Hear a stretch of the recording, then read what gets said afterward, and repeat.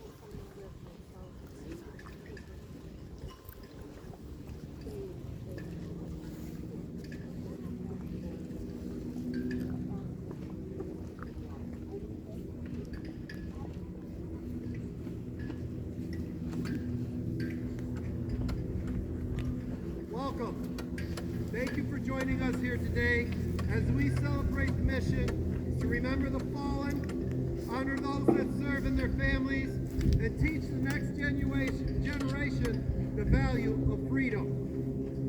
We ask that to start the event, you will please join me in a moment of silence to remember the fallen, prisoners of war, and those who are missing in action, and to honor those who have served and are serving this great nation's armed services.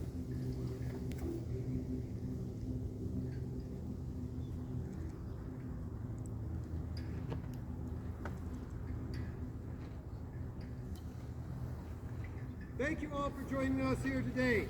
This year, across the country, at 4,218 participating locations like this one, there are millions of Americans gathering safely as one nation to remember, honor, and teach. We are all proud to be Americans that live in a free society made up of many people from many walks of life. The freedoms we enjoy today have not come without a price. Lying here before us and in cemeteries throughout this nation are men and women who gave their lives so that we can live in freedom and without fear. We can worship as we see fit. We can raise our children to believe as we do. We are free to vote for the leaders of our choosing, and we have the right to succeed, and we have the right to fail at whatever endeavor we wish to pursue. The United States of America was founded on the ideals of freedom, justice, and equality. Our nation stands as a shining beacon of liberty and freedom to the world. We thank those who gave their lives to keep us free, and we shall not forget you. We shall remember. Today, more than ever, we reflect on our nation's veterans and active duty service members who have had and continue to fight to protect the innocent and the oppressed. This nation has always been the first to stand up for the freedom of people from around the world. Many of you here today have answered that call and served your country well. For this, we say thank you, and we are honored to know you. There are many men and women serving today in all branches of the military, here and at home, and in places far away that most of us have never heard of. These men and women are part of the best trained, best equipped force in the world.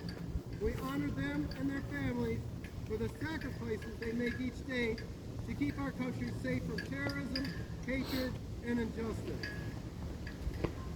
Quoting our 40th President, Ronald Reagan, freedom is never more than one generation away from extinction. We didn't pass it on to our children. It isn't in our bloodstream. It must be fought for, protected, and handed to them to do the same, or one day we will spend our sunset years telling our children and our children's children what it was once like in the United States where men and women were free. Today, we show a united front of gratitude and respect across the United States of America as we remember the fallen, honor those who have served their families, and teach the next generation the value of freedom. Now, Sergeant Shema, 366th 1st Infantry Division, will lay a veteran's wreath in memory of those who served and are serving in the United States Army. Assisting with the laying of the Army wreath is Specialist Pratt, retired, of the 1st Infantry Division.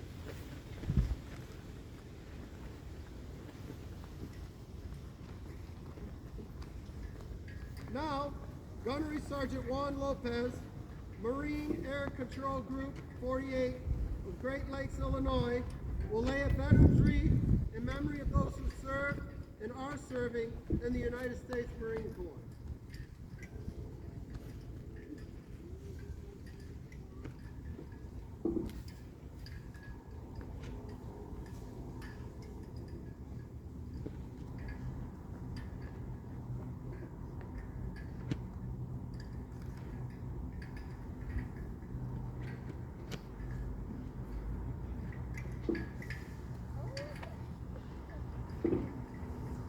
Now, Petty Officer Cook, United States Navy, will lay a veteran's wreath in memory of those who have served and are serving in the United States Navy.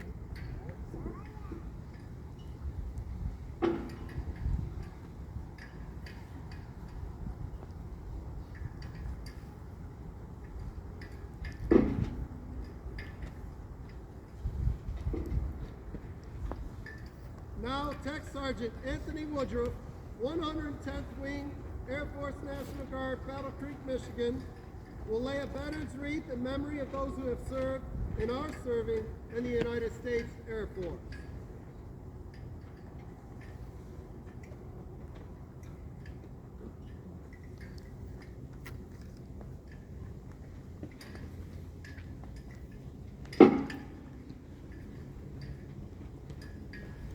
Now, Tech Sergeant Benjamin Crowley of the 110th Air Force Wing, National Guard, Battle Creek, Michigan, will lay a wreath in honor of those who are serving in the United States Space Force.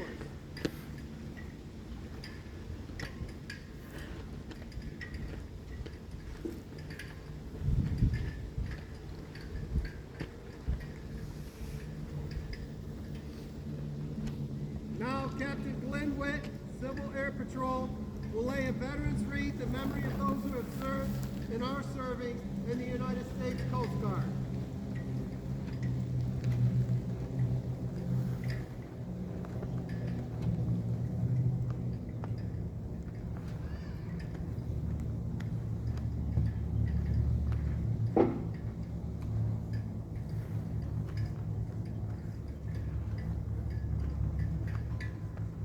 Now, Major Ed Shumway of the Civil Air Patrol will lay a veteran's wreath in memory of those who have served and are serving in the United States Merchant Marines.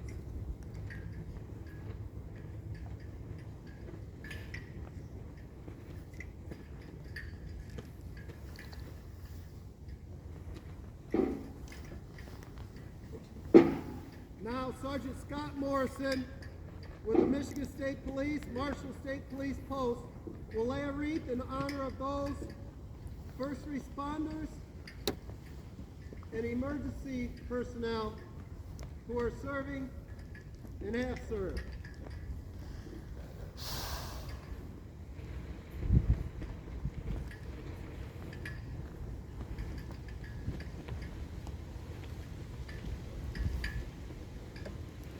Now, Lieutenant Richard Burton of the Civil Air Patrol will lay a wreath in honor of the 93,129 United States servicemen from all branches of service whose last known status or these prisoner of war are missing in action.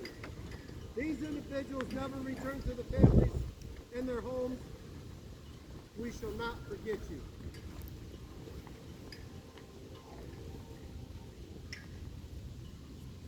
We encourage every volunteer here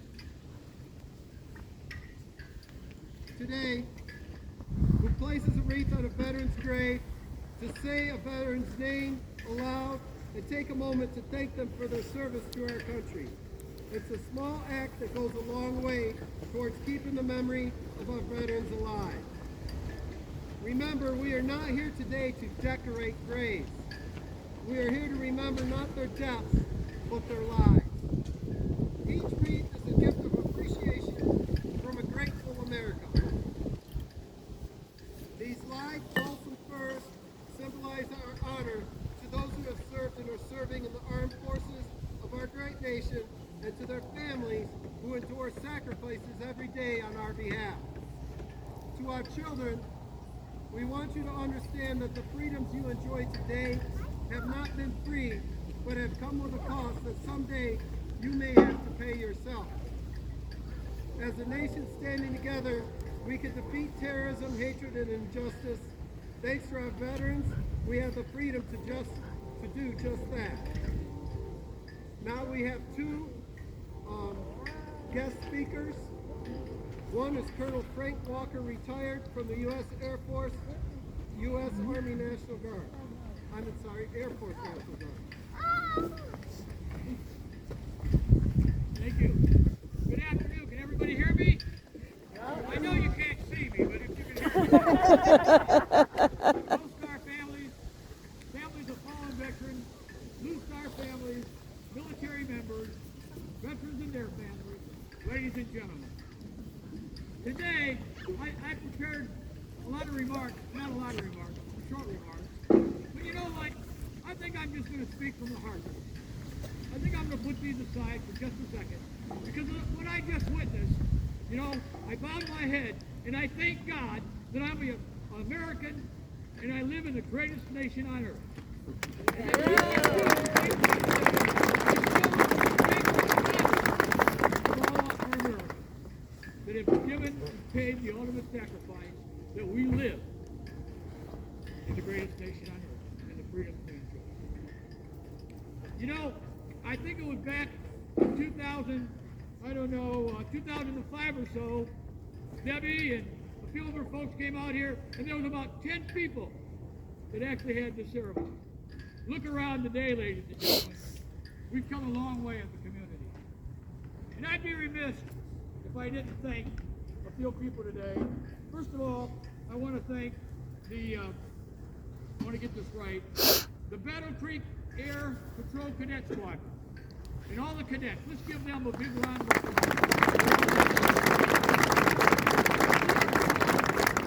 Major Debbie Sastrom, she's been doing this as long as I can remember. She's running around here in her, she's got, where's she at?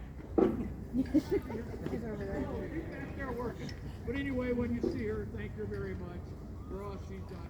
Captain Major Ed Shumway's leadership and logistics in the ceremony, certainly appreciated.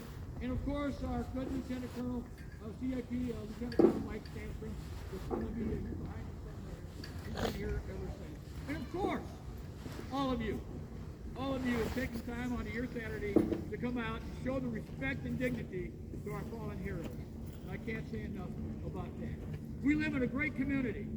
I come out here on Memorial Day and Veterans Day, and we have thousands of folks that show up to show their respect. But I remind all of you, every day is Veterans Day. Every day we show the respect and dignity for the freedoms that we enjoy here in America.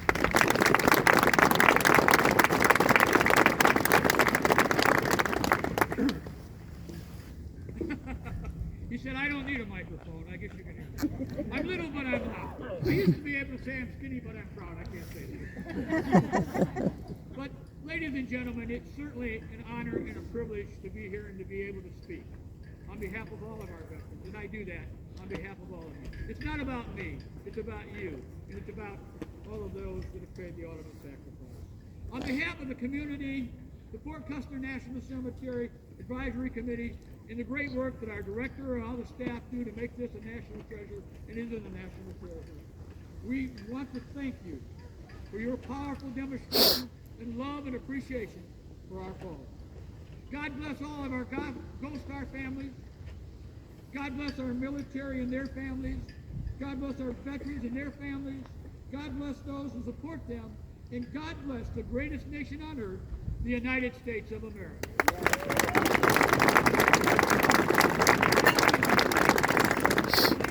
To introduce a gentleman that I've got to know in the last few weeks around here today.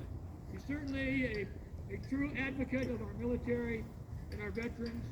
Please give a warm welcome to our 44th District Congressman, Bill Huizenga.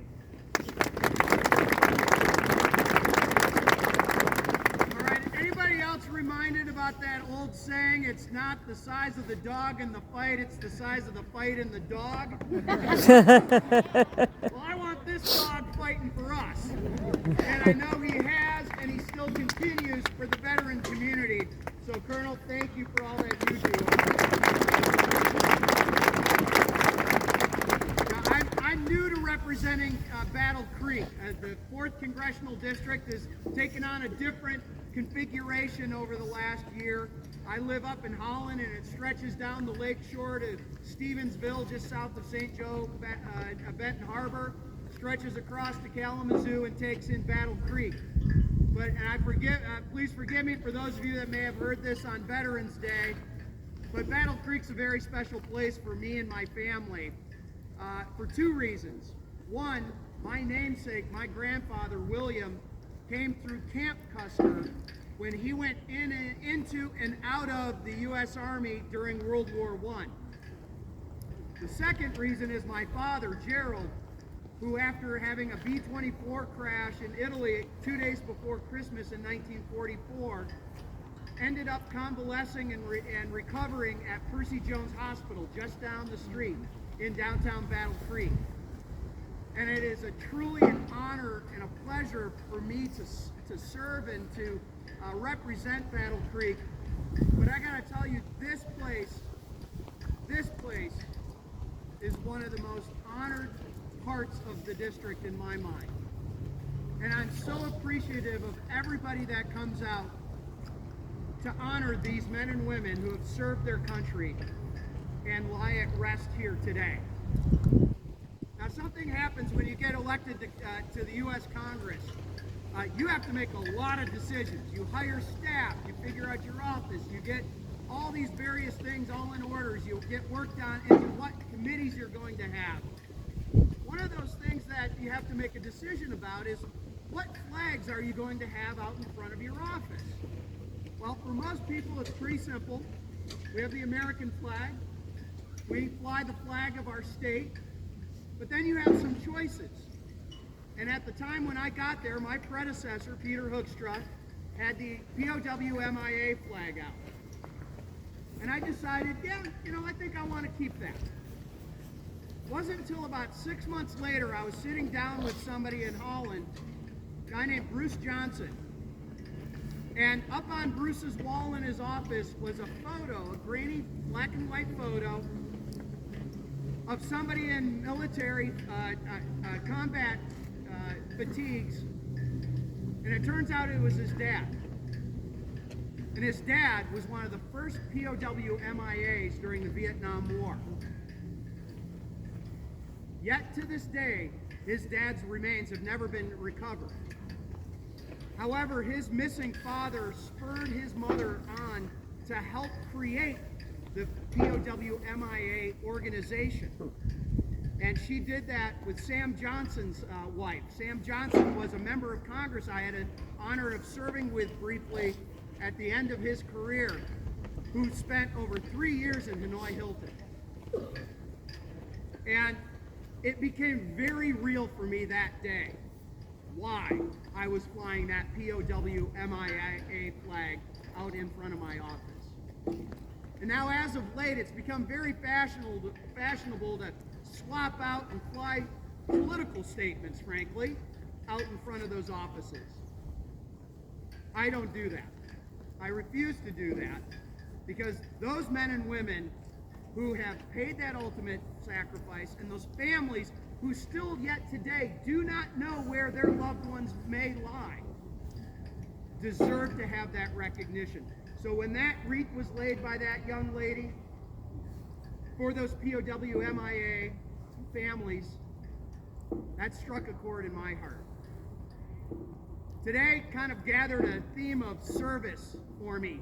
Not intentionally, but very unintentionally, or maybe accidentally. I don't think so. I know the Colonel and I share faith in this, that God's always got his hands on these things.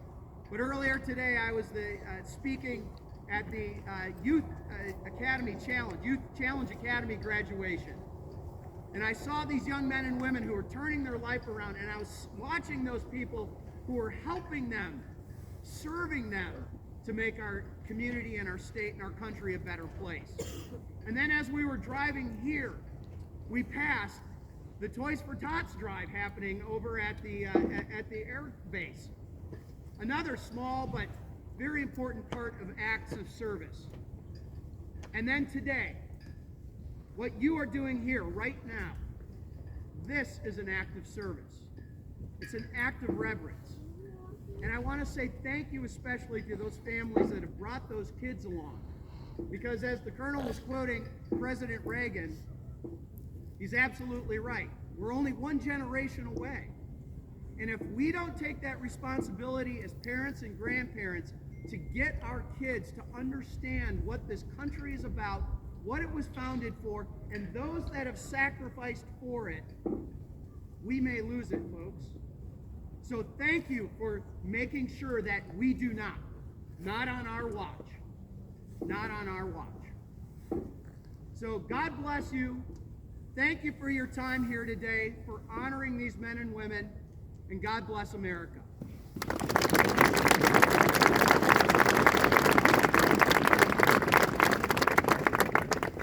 Thank you, Congressman and Colonel. We also want to thank the Scout troops that are here today, filling in. We didn't quite have enough of the Civil Air Patrol, so thank you.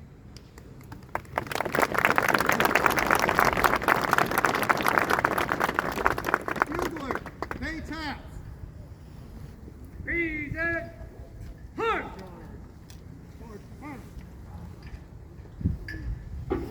Right.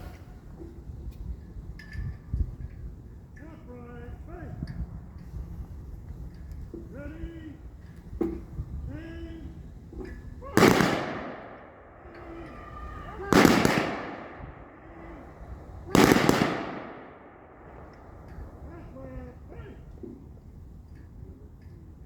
Breathe in.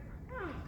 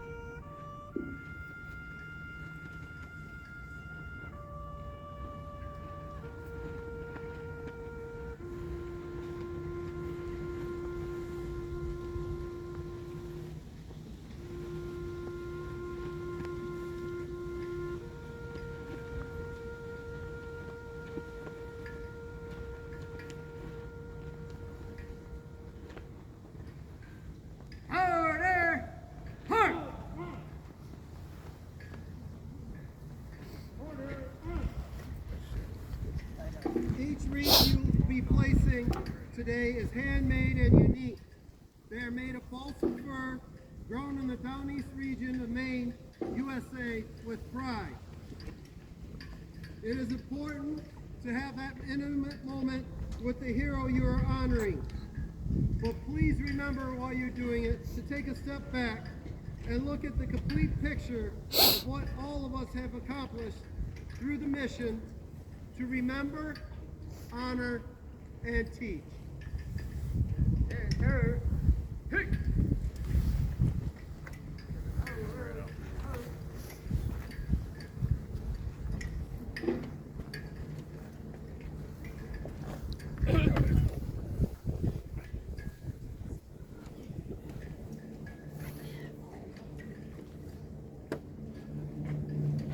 We have a flyover coming just a minute ago.